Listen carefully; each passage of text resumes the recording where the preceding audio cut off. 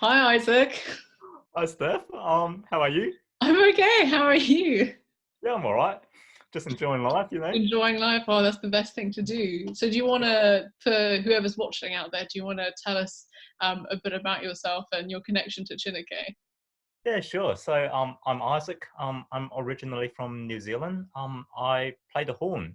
And fun fact, I specialize in historical instruments.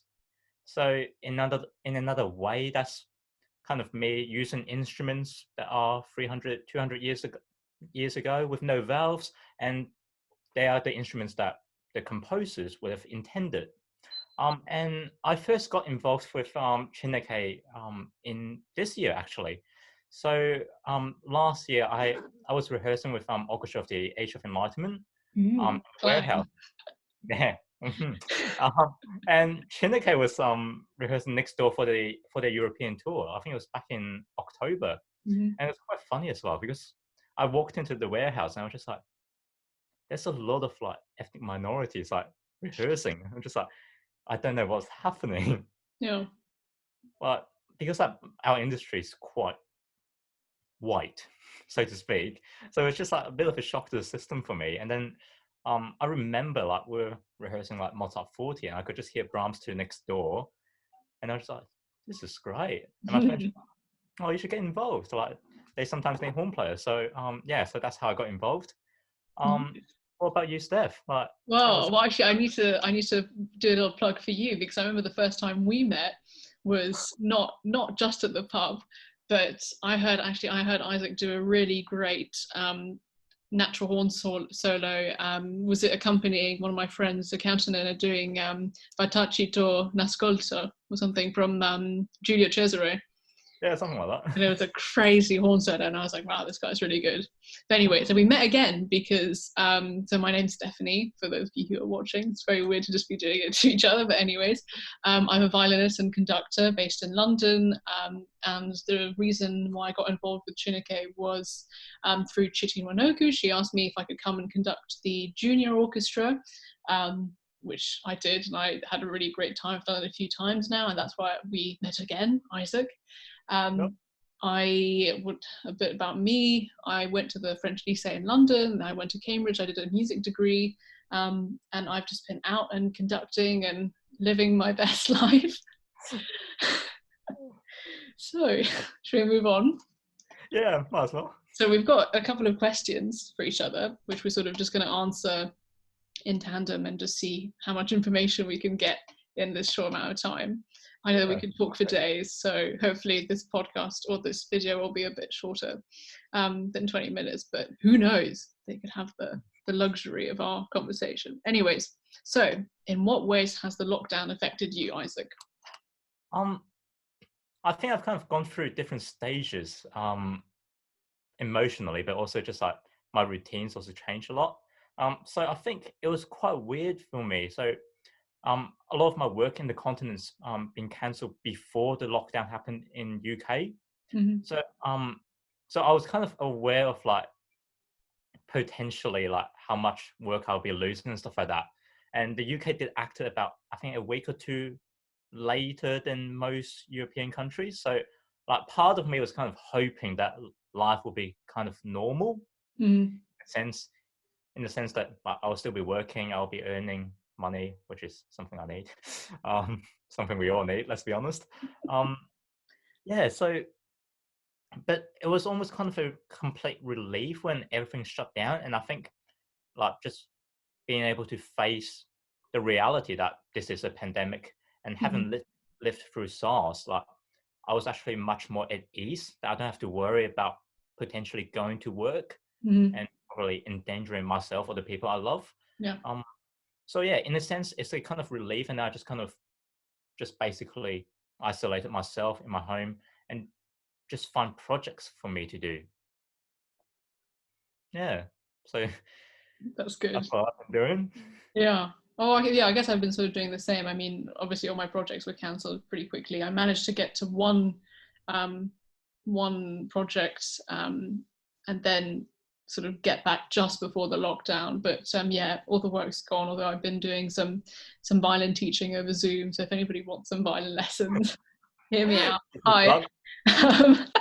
I'm afraid I can't give you conducting lessons because I'm definitely not qualified right now. But yeah, I've just been trying to sort of, you know, we've all been trying to make ends meet at the same time. But it's a very interesting situation we're in, and you know, who knows what's going to happen in the future.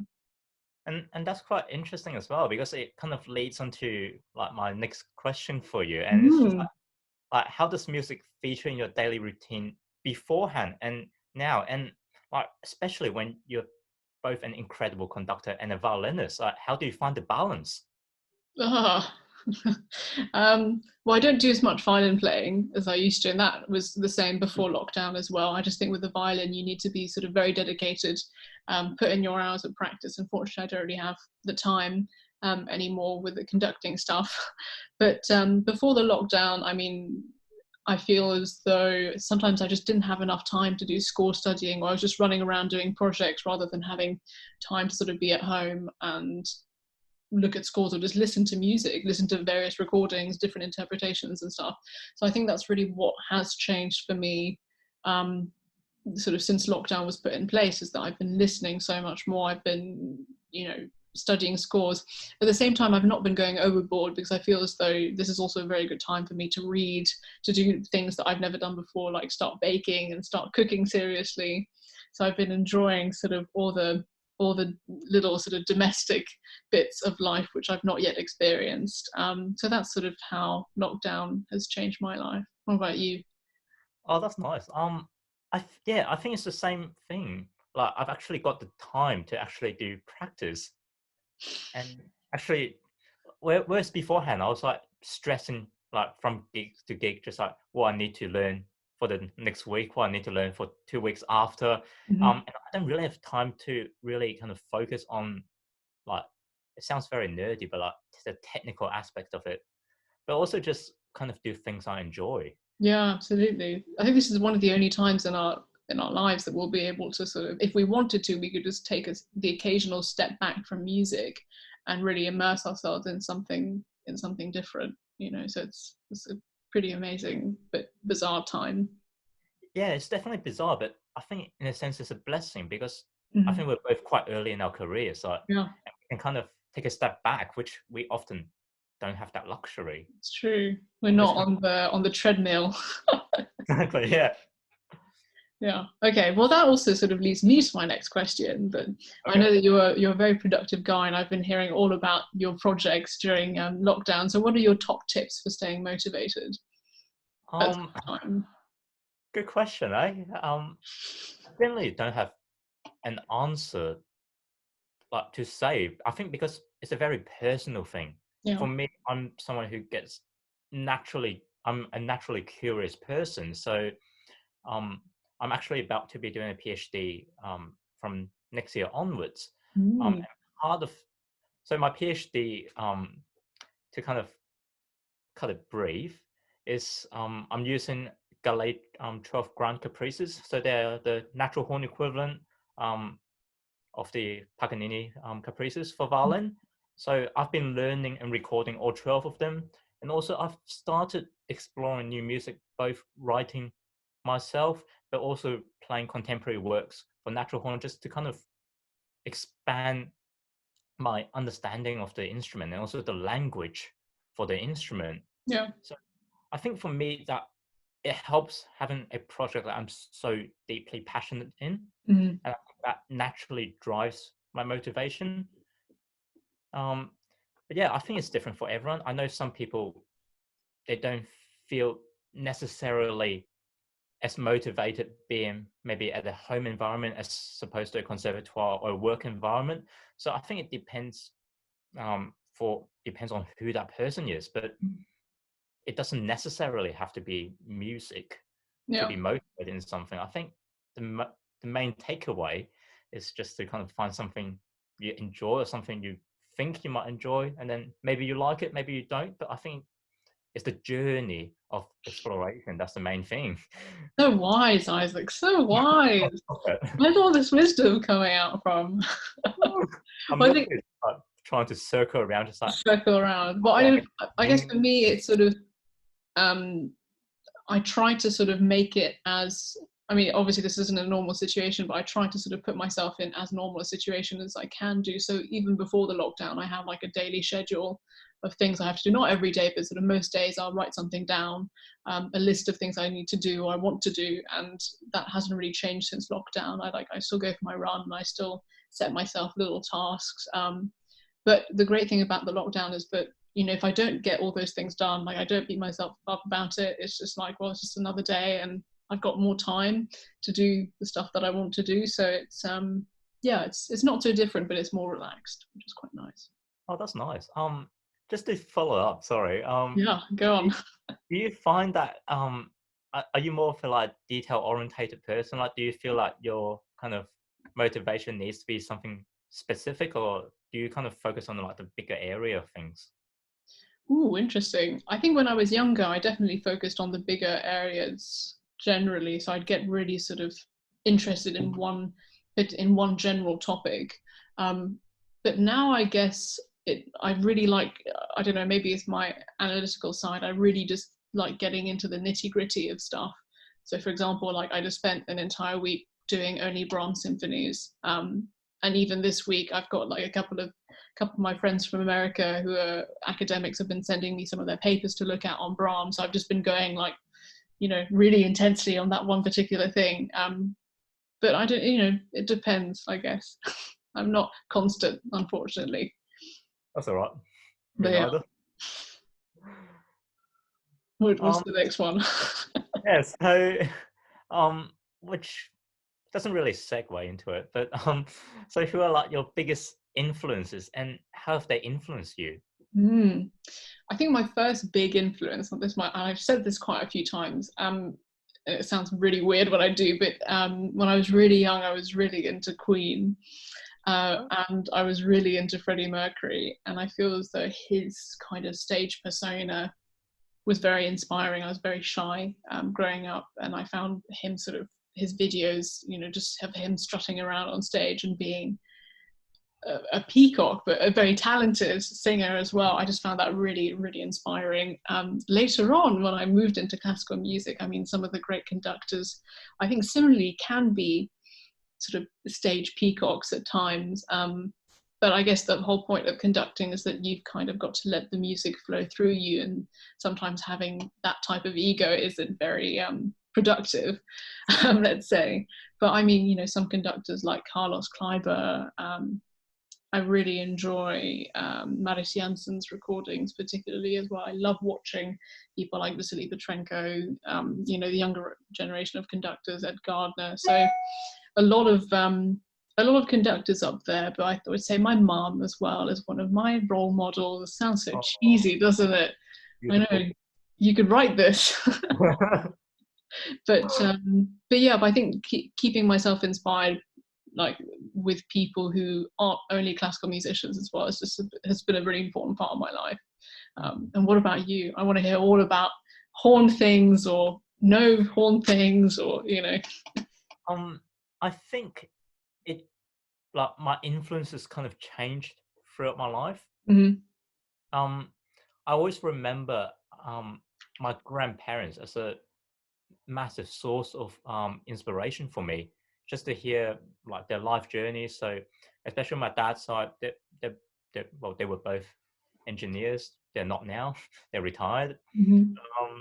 Yeah, but just to have kind of like gave up their entire lives in mainland China to have moved to Hong Kong to start a new life, and Yeah, then to have built a very successful company that makes household kind of electrical appliances. Yeah, just to kind of see, just it's really cheesy, but like the kind of struggles in life that they've gone through, yeah, and how privileged I am to be in this position. So I think in that sense, they've all influenced me to be such a kind of workaholic, to speak, yeah. because I feel like it's my way to kind of repay them, Mm-hmm. to kind of fulfill my potential. But in terms of music, I've always remembered the two very distinctive musical experiences.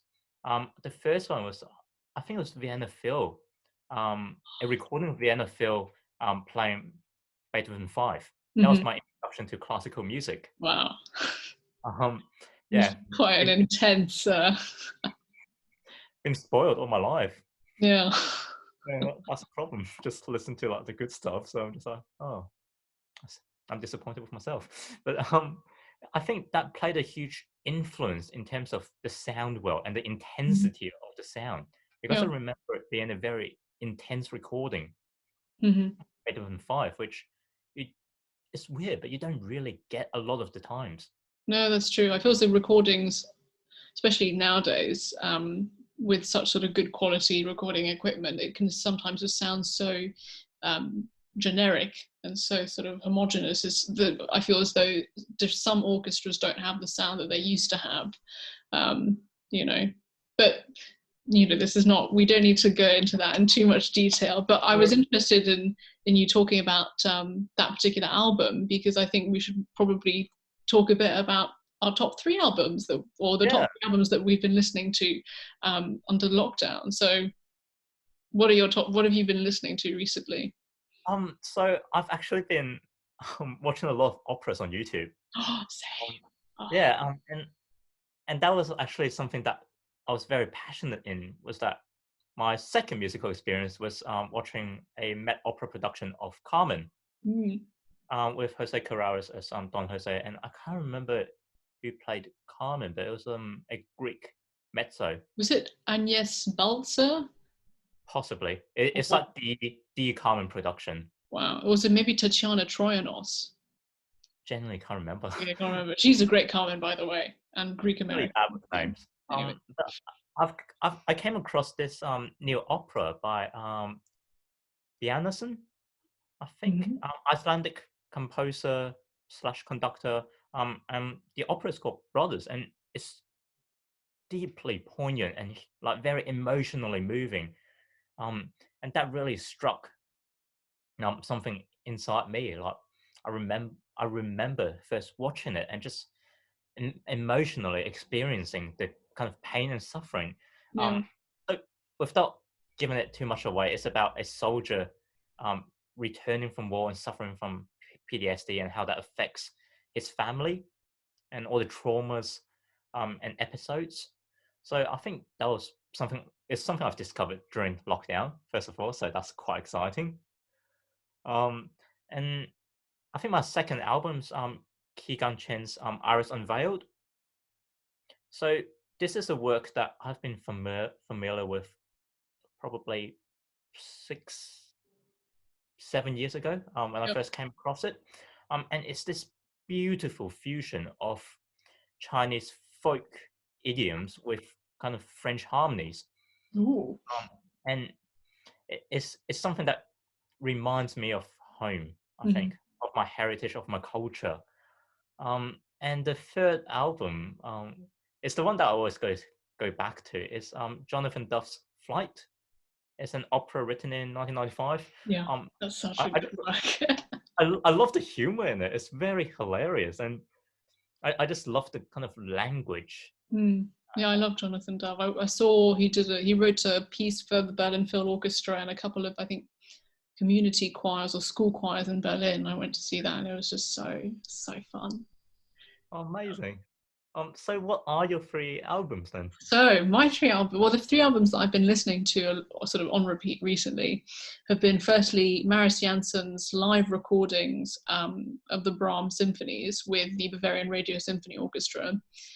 I love Marius Janssen's Bavarian Radio Symphony is probably one of my favorite orchestras. I think their string sound is possibly just one of the best string sounds in the world. And having these live recordings where you can sort of feel every uh, every bar sort of scintillate is just really amazing. So I've been really enjoying those, following on from my crazy Brahms phase.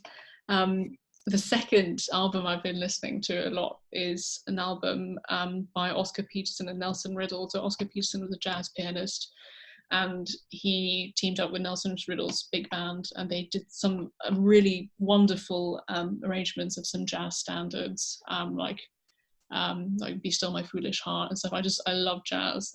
So that's been sort of on in the house all the time. It's also, it features on the soundtrack to Phantom Thread, which is one of my favorite films with Daniel Day-Lewis. It's great. So that album and that film I would Right. suggest strongly. And the third album I've been listening to a lot is Pierre Boulez's recording of Parsifal, because I love that opera. It's probably one of my favorite operas, and I also love Pierre Boulez, and I like what he does with Wagner. Or at least I find it interesting. He takes a very measured approach, which I think nowadays people don't hear as much. Nowadays, the trend is to, I think, sort of go quite fast with a lot of Wagner's operas. I mean, even just tempo-wise, speaking, very plainly, I think sometimes it does call for a bit more space, and I think Boulez really understands that. So those are and it keeps me occupied as well. So because it's a bloody long opera. Yeah, I know. I was going to say it's probably one of, well, I wouldn't say it's the longest one because It's not the longest, but it's hours. like the last one he wrote, and it's just so meaty, and there's so much to it. And unfortunately, I don't have the score with me. I've got Tristan. I've just been listening to that. So yeah, so I think we've One of my got favorite operas. yeah. Well, I like my operas. So I'm just looking at the time because I know that we are on a schedule. Oh, But should we have some quick fire questions? Some sort of desert island favorites? yeah, might Mhm. as well. So I'll go first. So, Okay. what luxury item would you take? If I were in a desert island, I'd probably ask for a grand piano because I'd need time to get my piano skills back up. It's been a while. Really? Wow. Yeah. Oh. So yeah. What about book? Um, well, today I just started reading Joyce's Ulysses, which is a really very hard book to read. I think it will definitely keep me occupied during lockdown, if not beyond. So I would definitely take that with me to Desert Island. But I'd recommend it because it's brilliant, and it's a very clever book, let's say. And I know you've been cooking before this. What about meal? If I can have one meal on my desert island, I would probably ask for either a Sunday roast or a lovely Vietnamese pho, which my mom makes, and which is just, it's like a beef noodle, it's a Vietnamese beef noodle soup, and it's sort of like one of our traditional recipes in Vietnam and at home where I'm at right now. So yeah, I would definitely go for either one of those. But it's time for me to turn the table on you, Isaac. So what would your luxury item be on a desert island? Um, so my luxury item would be my baby photo album. Ooh, does Um, that keep you entertained?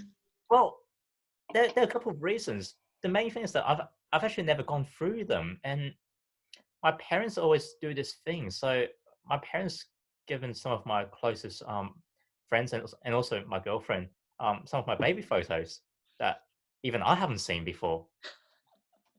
So You'd be like, I want to have a look at these. yeah. So the first thing is I want to have a look, but Yeah. also two, if I'm going to be stuck in a desert island, I might as well take them away so no one can kind of use them against me anymore. You know, That's true. Gosh, you've got a good brain on you. You don't want anyone to blackmail. some of them it's embarrassing. Like seriously. Oh, used as leverage, rather. But yeah, definitely could be. Okay, so that's the first one. So what book would you take with you? Um, I think it's a tough choice for me because I've got two books um that really sprung to my mind. The first one is Tuesdays with Maury, written by Mitch Albom. Hmm. I always thought his books are very insightful and very thoughtful. Yeah. There's a lot of humanity to his books. But also the other one, which literally just sprung up in my mind. I can't remember the exact title of it, but it's Murakami, a writer that I really love. Hmm. And it's just him having conversations with Ozawa, Saji Ozawa. Oh, okay. Yeah, God, and that sounds like an interesting book. it's a really interesting book. It's just kind of seeing two geniuses and how their minds work when it comes to creative outputs. Hmm. And yeah, it's a book that I actually don't have at the moment. I gave it to my dad. But I remember reading it, and it's just very fascinating and very thought provoking, Hmm. especially when we're both musicians to kind of see how they approach certain things. Yeah. Gosh, well, I'll have to look that one up because that sounds really fascinating. Um, and lastly, what meal would you have delivered to your island or dropped off? Um, this is quite a simple one. It's the homemade dumplings. So homemade Chinese dumplings. So I've gone vegan now, so I haven't actually made it for quite Really? a I didn't Yeah, know. I've gone vegan. Yeah. As you can tell. um, but yeah, it's always been so minced pork with Chinese garlic, Mm. and I think I've Oh, just been really drawn to like the flavor. It's a very strong flavor, and yeah. not everyone likes it. Or fennel leaves, but either one of those would do. Very strong flavors again. Yeah. But yeah, it's something I grew up with. It's Hmm. something that reminds me of home. And it takes ages to make, but it's something that I really enjoy making. It's very therapeutic for me. Hmm. Quality over quantity. Yeah. Oh, gosh, So that sounds really great. Okay. Well, I think that's all the time we have. that's a Maybe shame. that's about 20 minutes, but lovely to talk to you, Isaac. Yeah, lovely to talk to you too. And I hope that someone has gained a bit of insight from our sort of verbal meanderings. But all right, I will stop the recording. But have a lovely day, and I hope to see you very soon Yeah. over a Bye. pint. Bye.